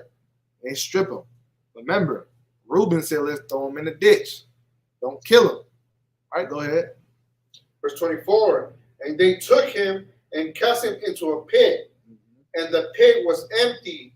There was no water in it. Verse 25. So Reuben's idea was just, man, let's just get him out of our face. Let's just, mess with him a little bit. Let's throw him in the ditch, and we come back and get him another time. Just leave him in the ditch. He's going to suffer in the ditch. He might be hungry, thirsty. We'll come back and get him another time, right? Go ahead. Verse 25. And so they did it. They did it, slightly. And they did it, and they threw him in the ditch. Go ahead. And they sat down to eat bread, and they lifted up their eyes and looked, and behold, a company of Ishmaelites came from Gilead with their camels bearing spicery and balm and myrrh, going to carry it down to Egypt. Right, so, right? They throw their brother in the ditch and they sitting down eating bread all together. Now they brothers. Now they want to, eat and commune together, but they just threw their brother in the ditch, right? Go ahead. Verse 26. And so it's like, and these Ishmaelites come through, and they see these Ishmaelites, and they're like, okay. Oh, I'm gonna let you read that part. Go ahead. Verse 26. And Judah said unto his brethren, what profit is it if we slay our brother and conceal his blood? Verse 27. Come and let us sell him to the Ishmaelites. Like Judah just bought some money. He's like, man, what's gonna profit us if we just slay our brother and hide it? He don't get nothing out of that. Let's sell him to the Ishmaelites, right? Mind you, Reuben's whole idea was just throw him in the ditch. See what I'm saying? Go ahead. And let not our hands be upon him, for he is our brother and our flesh. Right, so he said, man, let us not do that, man. He is. So they took heed, like he is our brother and our flesh, right? Because somebody's having some type of common sense, right? Go ahead. And his brethren were content. Right, they agreed. Go ahead. Verse 28. Then there passed by Midianites, merchantmen, and they drew and lifted up Joseph out of the pit. Right. And sold Joseph to the Ishmaelites for 20 pieces of silver. Right, so they sold him for 20 pieces of silver. Go ahead. And they brought him into and they brought Joseph into Egypt. Verse 29. And Reuben returned unto the pit, and behold, Joseph was not in the pit. And he rent his clothes. Verse 30. Right. And he returned unto his brethren and said, the child is not, and I, whither shall I go? Right, so he said, man, so he come back, Reuben comes back, he goes checks on the pit. He's like, man, Joseph's gone. So he gets, man, rinses his clothes, like, man, it's over. He's like, they killed this man. Mind you, Reuben's the oldest son. So you know how it is for the oldest son. All the responsibility of your siblings just falls on you automatically. You know what I'm saying? So it's like, Reuben knows that when they get back home, because Reuben's the eldest, Reuben's in charge, right? He knows when they get back home, his dad is going to ask him, where's Joseph? What happened? You're supposed to have all this under control, right? So Reuben says what? Read that part again. The boy is not here. And he returned unto his brethren and said, the child is not, and I, whither shall I go? Right? So he's like, man, the child is not, and I, whither shall I go? I'm not going to be here either. Like, because he knows it's going to be repercussions for what? For, their actions, right? Go ahead. Verse 31. And they took Joseph's coat and killed a kid of the goats and dipped the coat in the blood. Verse 32. And they sent the coat of many colors, and they brought it to their father and said, this have we found. Know now whether it be thy son's coat or no. Verse 33, and he knew it and said, it is my son's coat. Right. An evil beast had devoured him. Joseph is without rent. Salakia. Joseph is without doubt rent in pieces. Verse 34. And Jacob rent his clothes and put sackcloth upon his loins and mourned for his son many days. And also his son, Salaki, and also his sons and all his daughters rose up to comfort him, but he refused to be comforted. Right. And he said, for I will go down into the grave unto my son mourning. Thus his father wept for him. Right. So Joseph basically like, man, I'm gonna go down to my I'm gonna mourn my son till I die. See what I'm saying? That's what he's saying. He didn't want comfort from none of his brothers and sisters. He didn't want comfort from none of his wives. Like, you got a picture what these brothers did was supremely unbrotherly. Right? And their jealousy and their hate and their malice of what they did, they didn't realize the repercussions. All they wanted was self-gain. They were being selfish. See what I'm saying? All they cared about at that moment was what was going to make them feel good, what was going to satisfy them, not realizing the effect that it would have on their father, that you all want love from. Now your father is not being the father that you once knew because his youngest son died, got eaten by an animal. You're the cause that lead him to believe that, right? When in reality, you sold him to some damn heathen, and they sell him down to some other heathens, and now he just getting sold off, right? And you come back and make your father believe to him to be dead. That's some cold stuff right there. That's some cold stuff. That's some real evil and wicked thing to do, right? Go ahead. Verse 36. And the Midianites sold him unto Egypt, unto Potiphar, and an officer of Pharaoh's and captain of the guard. That's it for verse 3, chapter 37. Okay, kind. So now at this point, I'm going to fast forward you up. I think it's saying, hold on, let me find it real quick. So you're going to get the back end of what Joseph did. Because Joseph loved his brothers, man. Chapter 3.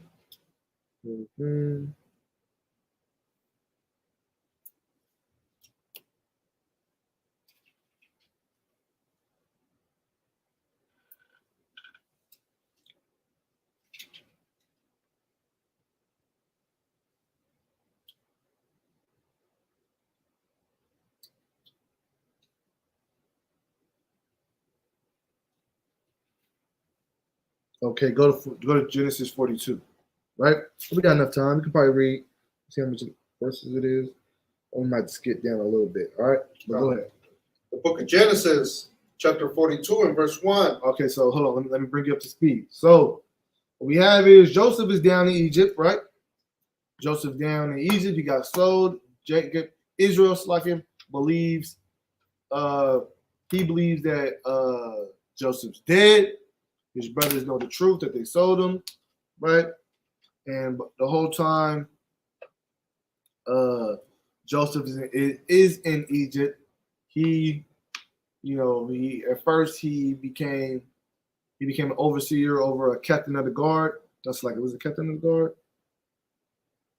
He rose into a high position when he first got there, but then he became like a overseer for like this rich man, right? Manage his property, bills and things of that nature, his valuables. But then the man's wife tried to sleep with him, and Joseph refused her. So then she lied on him. And so then Joseph gets thrown in jail. But the Lord is with Joseph throughout this all, and Joseph finds favor with the captain of the person that's running the jail. And so then Joseph puts him first in charge, and Joseph's running the jail basically.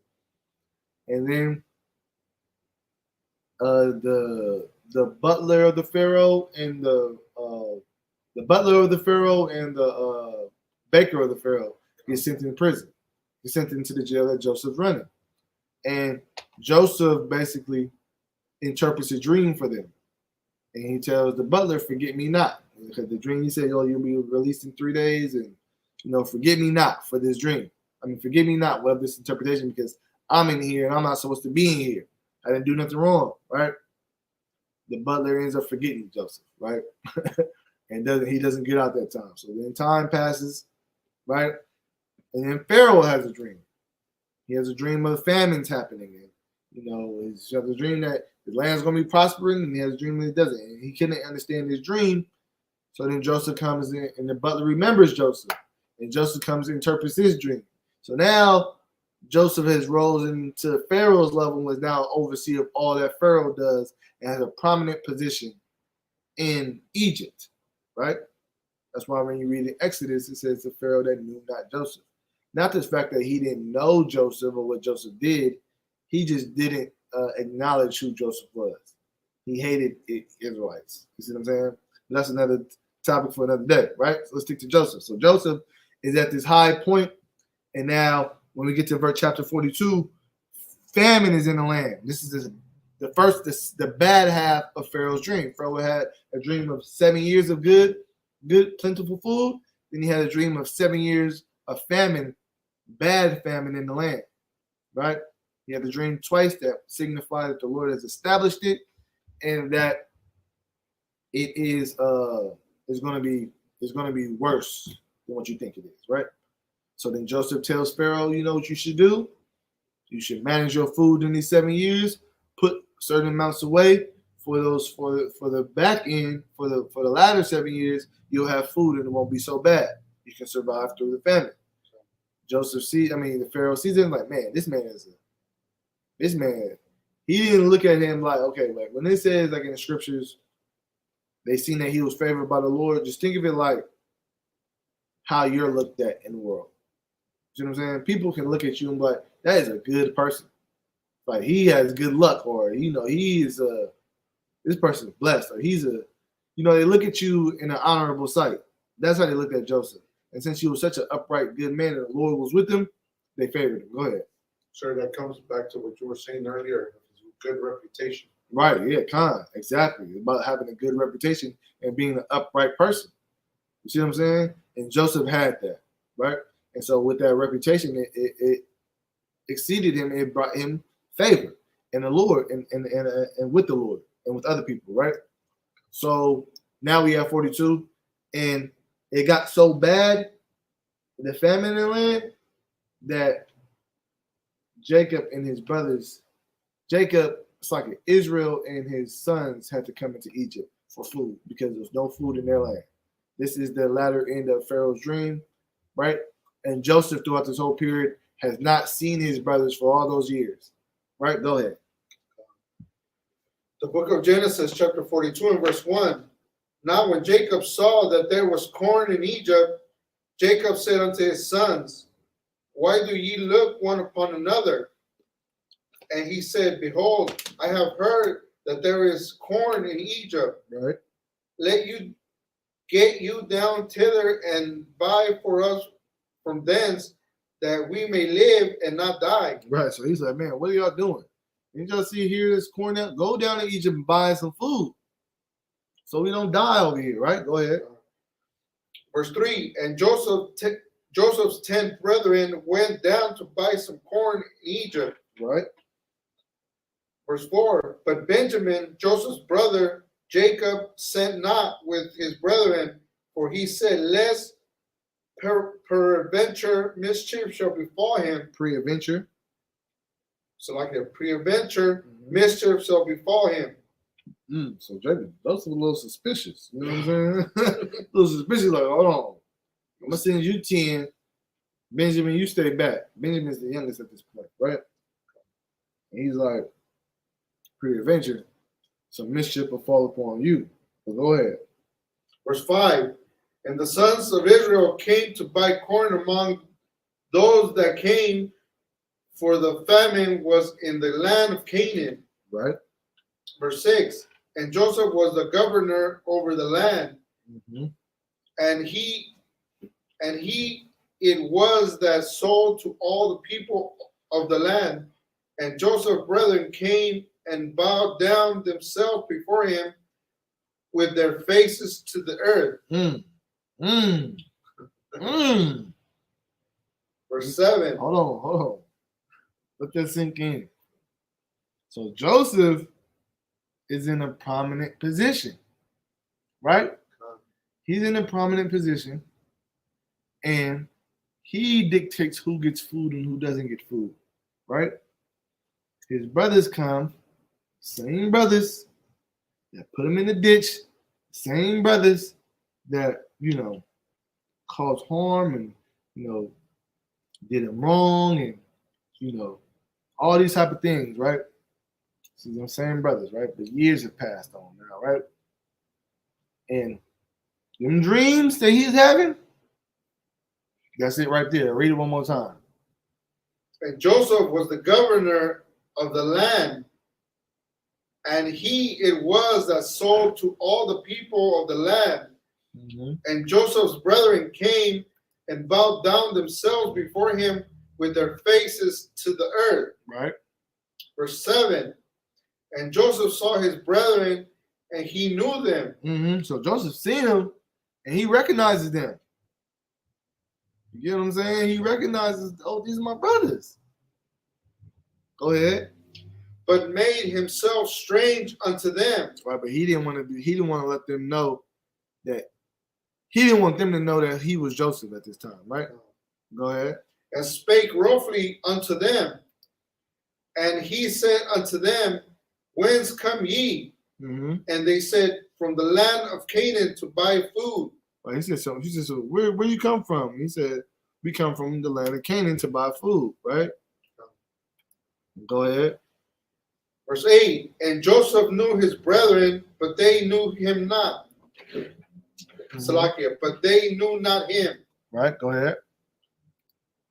Verse 9. And Joseph remembered the dreams which he dreamed of them, and said unto them, Ye are spies, to see the nakedness of the lands ye are come.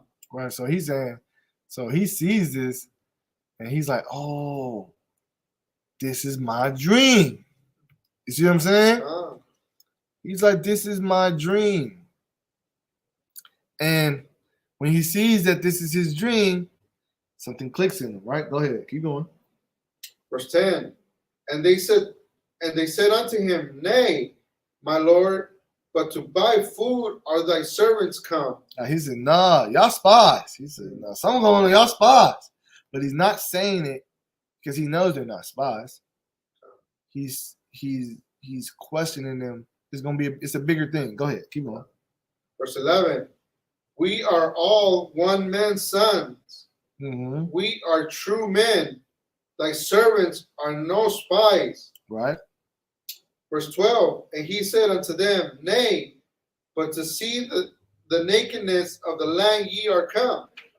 Right. He says, nah, you coming just to plot and steal. Right. Go ahead. Verse 13. And they said, Thy servants are 12 brethren, the son of one man in the land of Canaan. And behold, the youngest is this day with our father, and one is not. Mm-hmm. Verse 14. And Joseph said unto them, That is it that I spake unto you, saying, Ye are spies. Verse 15. Thereby ye shall be proved. By the life of Pharaoh ye shall not go forth hence. Right. So he's basically, they're breaking it down to Joseph. Like, no, we're not spies. We come from this man. Like, they're giving them their whole, lineage. Right? What verse you at? Verse 15, sir. Let's try to jump down. Verse 15. Where's verse 15?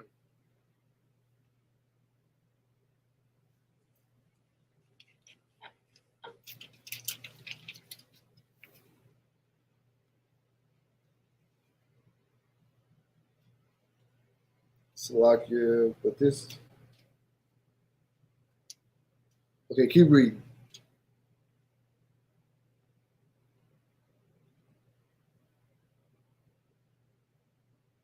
Keep reading. Go ahead. Oh,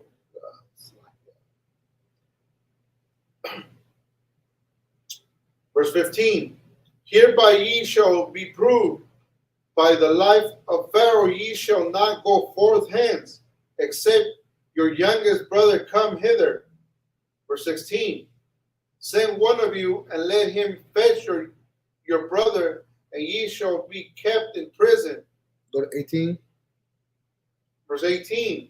And Joseph said unto them the third day, this do and live, for I fear God. Mm-hmm. If ye be true men, let one of your brethren be bound in the house of your prison. Go ye carrying corn for the famine of your house. Salakia. Mm-hmm. I'm gonna start from the top again. If ye be true men, let one of your brethren be bound in the house of your prison. Go ye carry corn for the famine on your house. Right. Verse 20. But bring your youngest brother unto me, so shall your words be verified, and ye shall not die. And they did so. Right. So hold on real quick. Let me get there with you. This was all right. So look, this was going on. So Joseph basically saying, go and get your younger brother. He wants to see Benjamin. He already verified that his father's still alive. Joseph is inquiring about his family. He misses his family at this point. He's inquiring about his family. So he's telling them, go show me. Show me that your younger brother's alive. Take these rations with you. But you got to bring back your brother. Joseph wants to see his whole family. Right? So he's making them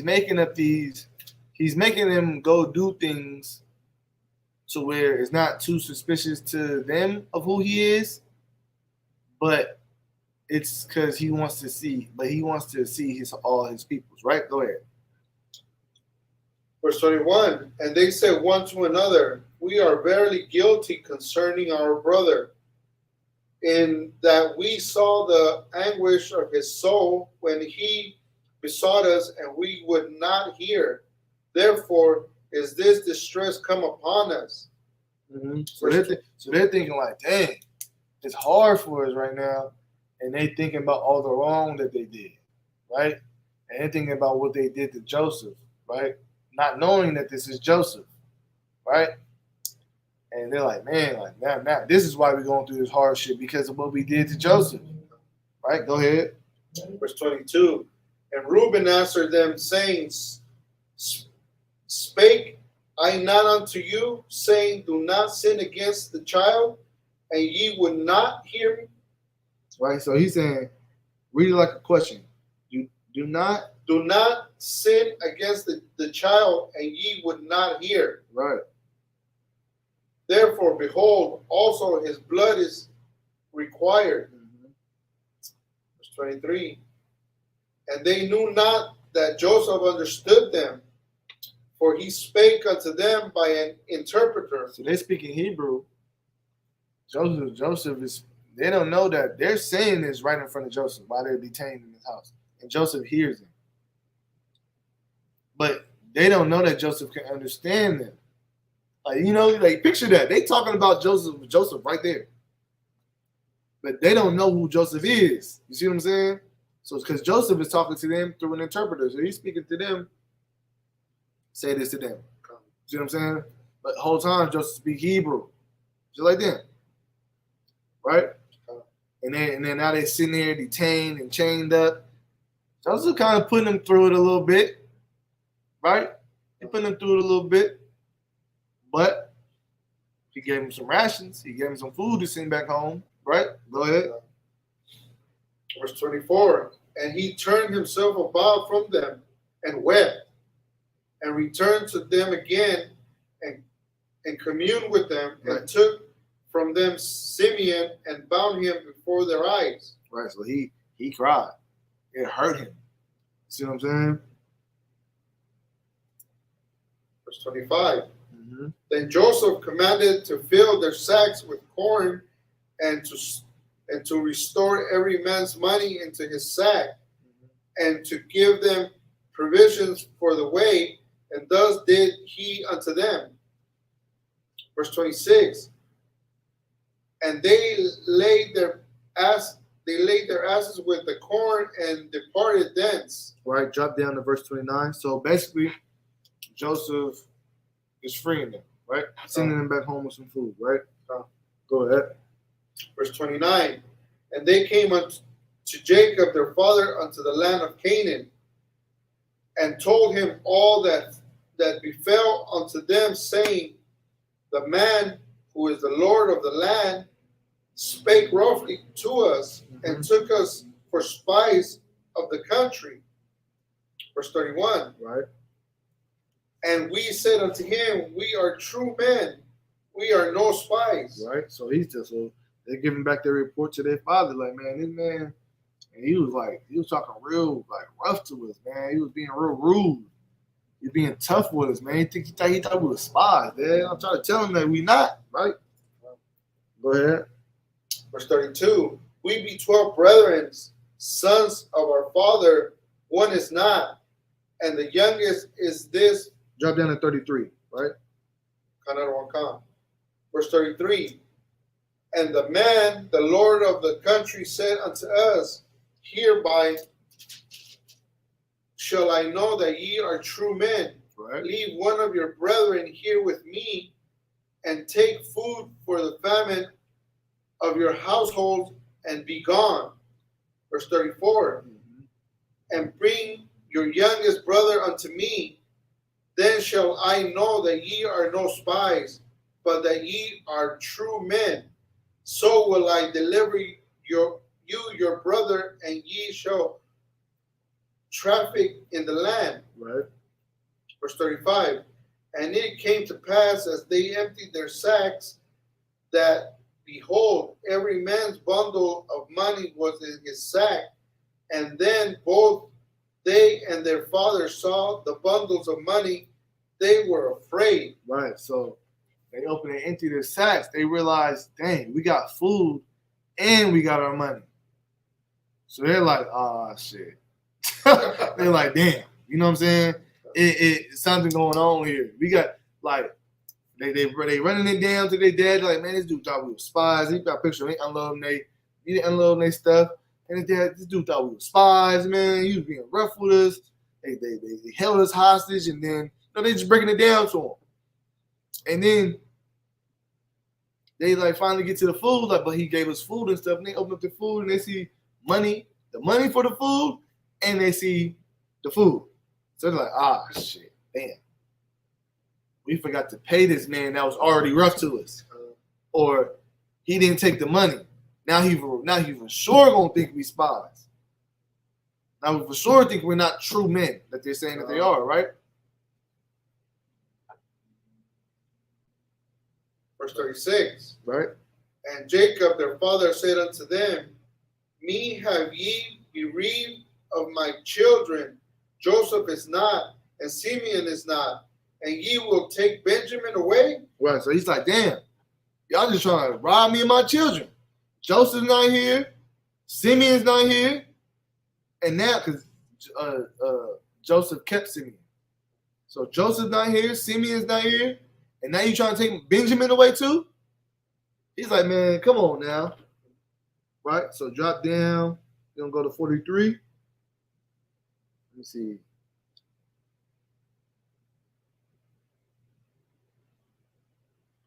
We'll get to the bottom of it.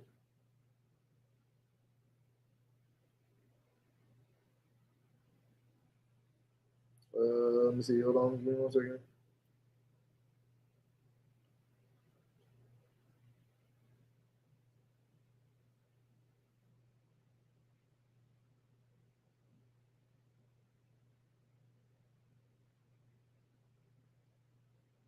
Joseph sees Benjamin.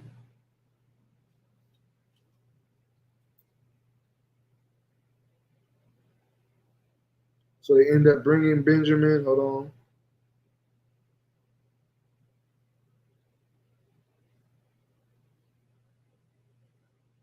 All right, go to 45, right? Let's see if this one's wrong.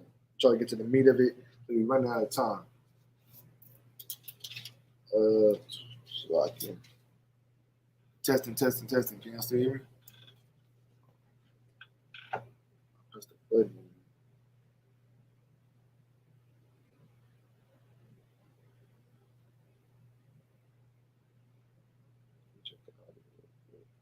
This is what's going on.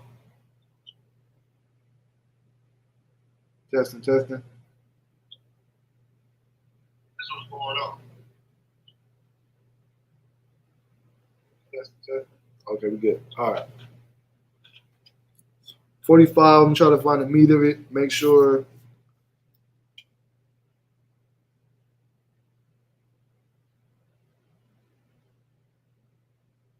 All right, just start at verse 1. 45 and 1. I'm not on con. So, okay, so let me just wrap it up again so that I know we breezed through. There's a lot of reading. So basically, the brothers was very envious of Joseph, and they sold Joseph down into Egypt. You know what I'm saying? They plotted to kill him, but they didn't kill him. And now the dreams that Joseph had in the past, they are becoming true, right? And now Joseph is now in Egypt, and they had made him go through this whole ordeal. And he keep making him go through this whole ordeal because he wants to see his family. They don't know who Joseph is, but Joseph knows who his brother is. He put them through the ring. He made them get held hostage. At the same time, he made some brother stay, jailed them, but he's sending them back with money and food back to the family. Now, it comes a time where this is where Joseph's going to reveal himself, right, to his brothers, right? Go ahead. The book of Genesis, chapter 45 and verse 1. Because they brought all his at this point they brought everybody. You see what I'm saying? The father's there, Israel's there, and all his brothers, right? Go ahead. Then Joseph could not refrain himself before all them that stood by him, and he cried, because every man to go out from me, and there stood no man with him, while Joseph made himself known unto his brethren. Verse 2. Mm-hmm. And he wept aloud, and the Egyptians and the house of Pharaoh heard. Verse 3. Mm-hmm. And Joseph said unto his brethren, I am Joseph. Doth my father yet live? And his brethren could not answer him, for they were troubled at his presence. So now they're like, man, Joseph's crying. Say, man, is my father alive? I'm Joseph. This is me. I'm Joseph. Right? Go ahead. Verse 4. And they was just in shock, like, damn. Go to verse. And he told them who wants to go to verse 5. Verse 5. Now therefore be not grieved, nor angry with yourselves, that ye sold me hither. So like it, that ye sold me hither, for God did send me before you to preserve life. So Joseph is showing what? Joseph is showing what? That God had planned his ordeal to save his family's life. Yeah, but what is he showing his brothers?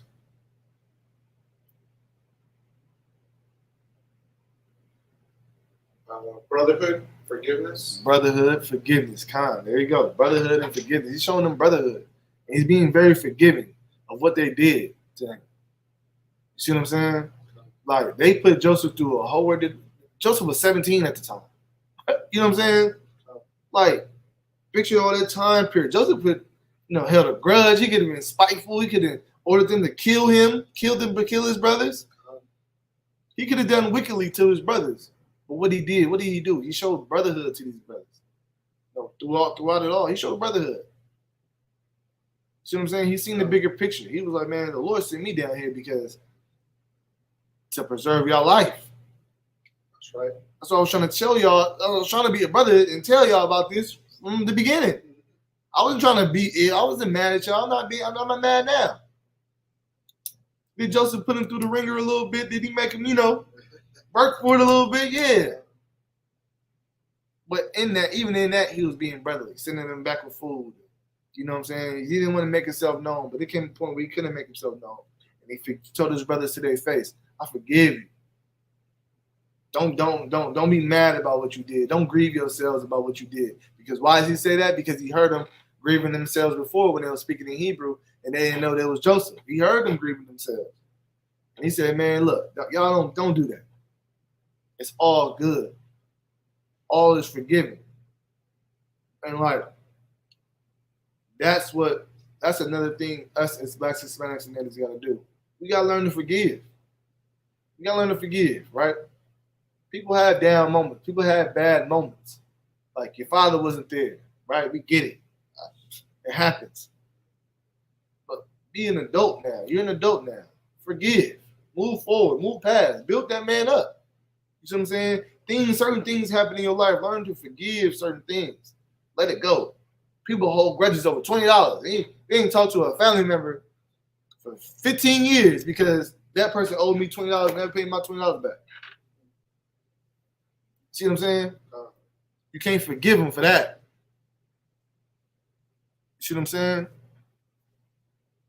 Us as Blacks and Hispanics, we gotta learn to forgive too, as well as correct our mistakes, as well as being held accountable, as well as understanding that hate can breed envy, and envy can breed jealousy, and jealousy can breed malice, and that this is a demon trying to make me hate and destroy my nation. See what I'm saying? Us as Blacks, Hispanics, and natives have to understand that us as a nation is all we got. So in order for us to continue to build and move forward, I gotta forgive that brother. I gotta forgive that sister. And let's move forward. I'm not gonna, hold it against you. You said Salaki. You said my bad. You feel bad for it. I'm not gonna beat it down into you like the oppressor would do. I'm gonna forgive you. Now let's move forward in the spirit of brotherhood and the spirit of sisterhood, like men and like women. See what I'm saying? Like I said, these are the building blocks for building a nation. We have to have brotherhood. Like I said in the beginning, this is in case for those who missed the class, said the kingdom of heaven cometh not by observation. That's scripture, right?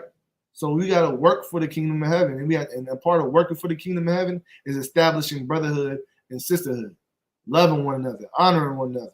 You know what I'm saying? Being respectful for one another, learning how to speak to one another, having a good reputation, identifying demons that'll make you hate your brother, identifying demons that'll make you, that'll cause division. And this can go into your household as far as with your husband and your husband and wife. Y'all brother and sister too at the end of the day. See what I'm saying? Treat each other as such. You see what I'm saying? Not in the way that you would treat, y'all get what I'm saying. Not in the way that you would treat, brother and sister in class. Obviously, y'all have a more intimate relationship, right? Just to clarify. But treat her like a sister too. Treat him like a brother too, right? Be kind to them. Be kind to each other, right? So Joseph, now back to the account. So Joseph sees his brothers, tell him he forgives his brothers. He shows them brotherhood, right? Let me go down. He tells them, God sent me out here what y'all did was of the Lord. Right, drop down to verse 9. Verse 9. Has ye haste ye and go up to my father and say unto him, Thus saith thy son Joseph, God hath made me Lord of all Egypt. Mm-hmm. Come down unto me, tarry not. Right, so he said, go get my dad and tell him I'm alive. That's what y'all can do. Because you got to think, look in the instance of that. What are they going to have to do? What are they going to have to admit in that? Shame comes with that. Like Joseph, you got to understand, a brother coming to you and, they got to go deal with their old demons, their old problems, and you forgive them. This shame that comes with it, they feel bad. They're going to feel bad. Like if I know, or if a brother knows that they wrong somebody, and here this person is coming and showing me kindness and love and they're forgiving you for that, you're going to feel shameful a little bit. You're going to feel bad. You should feel bad. If you're the one in the wrong, you should feel bad. And you as the forgiving party should understand that they're gonna feel bad. You know what I'm saying? They're gonna feel bad. That's enough. I'm not gonna egg that on even more if they sincerely feel bad and they're sincerely sorry. Now you're in the wrong if you do that. See what I'm saying? Like you gonna, man, every time you just a liar. You just a liar. Like somebody tell you a lie, you know, you just a liar. It's like, damn, I said I was sorry about lying to you. And I'm trying not to lie to you again. You're making it hard for me not to be. You're making it hard for my, like, you know, my sorry has no weight to you. You're making it hard for me want to even apologize or, you know, be in front of you right now. See what I'm saying? That's why true forgiveness is important. Like if a brother did you wrong and y'all go to counsel and y'all go to counsel and, you know, and the counsel is what it is, and you know, things happen. You gotta learn to let that go. Now, don't hold that over the brother's head. Forgive that brother. Move forward. He said he was sorry. See what I'm saying? Like, move forward. He's gonna feel ashamed for that. He knows that, you know, everybody in the council told him he was wrong. He's gonna be like, oh yeah, that brother knows some weird stuff. F him. Nah, man. The Lord said, as much as you can, I'm paraphrasing, but as much as you can forgive, that's how the Lord's going to measure how he will forgive you. You can forgive your brother for the little things. The Lord's not going to forgive you for no little things that you do. You see what I'm saying? But you see what I'm saying? So if you can forgive a brother for a big thing, the Lord can forgive you for the big things that you did, the sins that you committed, the crimes you committed against him, the idols that you have worshipped. You know what I'm saying? The drugs that you have sold, the men that you have slept with that you weren't supposed to, the adultery that you have committed. You see what I'm saying? The Lord forgiving you. So who are you not to forgive someone else? These are the things we have to understand. The bigger picture is what it is. You see what I'm saying? So he tells Joseph. So Joseph tells him to go get his father. They go get his father. They have to admit to his father, first of all, that, you know, Joseph is really alive and dad, that we lied to you. See what I'm saying? That's embarrassment. And all that, right? And so they go get him. They go get his father. Let's get it. I'm trying to find it where I really want. Verse 26, sir. Verse 26. Let's see. Go ahead. Yeah, right there. The book of Genesis, chapter 45, verse 26. And he told him, saying, Joseph is yet alive, and he is governor over all the land of Egypt. And Jacob's heart fainted, for he believed them not. Verse 27, and they told him all the words of Joseph, which he has said unto them. And when he saw the wagons which Joseph had sent to carry him, the spirit of Jacob, their father, revived. Verse 28, and Israel said, it is enough. Joseph, my son, is yet alive. I will go and see him before I die. Right. So he's seen him. So he went and seen him before he died. I'm gonna wrap up the class pretty soon. So I'm just gonna give you what happened next. He went and seen him. Joseph gave his brothers all the food that they needed, all the money and everything. He looked out for them. In that time of the famine, Joseph was up. He helped them. You know, they was good. And Joseph was in the position to make sure his family was good, and he showed brotherhood. He didn't show envy. He didn't show hate. He didn't show, you know, he didn't despise his brothers for what they did to him, right? He was he was just happy that his son was. Joseph was just happy to see his family and that his father was still alive. He was happy to be reunited with his brothers again. So, and Israel was happy to be reunited with his son again. You see what I'm saying? So, I say all that. I bring out this account to let you know, to show you the difference between the two. His brothers had hate, envy, and jealousy, and it caused malice for the brother. And Joseph showed brotherhood still at the end of the day. Same similar situation with Christ. Christ, the main people that was yelling, persecute him, persecute him, persecute him, were who? Jews. was us. It was Israelites saying, kill Christ. Kill him.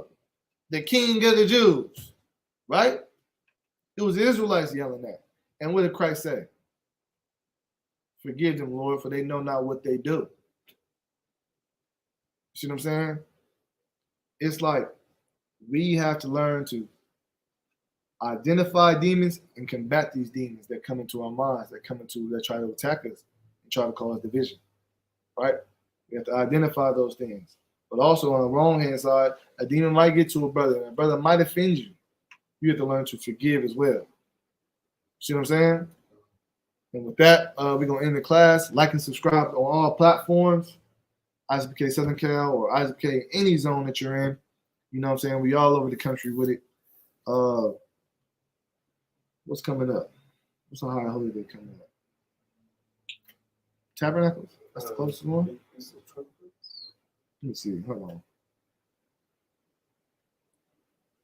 me see. I got it on my phone. Can you check the calendar back there real quick? You got it right there?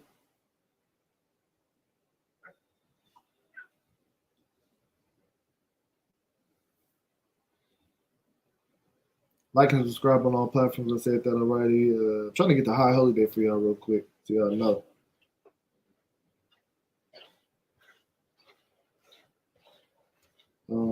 I know that London trip is coming up for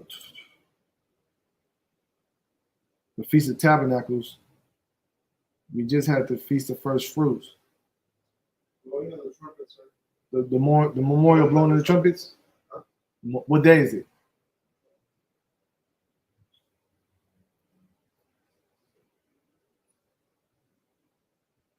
September 15th. Okay, September 15th is going to be the blowing of the trumpets. I'm pretty sure right after that's probably going to be Tabernacles. I think it's Day of Atonement after that. But the next one is Memorial Blowing of the Trumpets. See what I'm saying? September 15th. Make sure y'all make preparations now. I know it's early, but people be trying to, you might have to go out of town, see somebody in another zone. You see what I'm saying? Good to prepare now that y'all have them dates. If you don't have the date, it's September 15th. Check out the content on Hollywood Israelites, on his YouTube page. I thank y'all for rocking out with me. With that, shalom.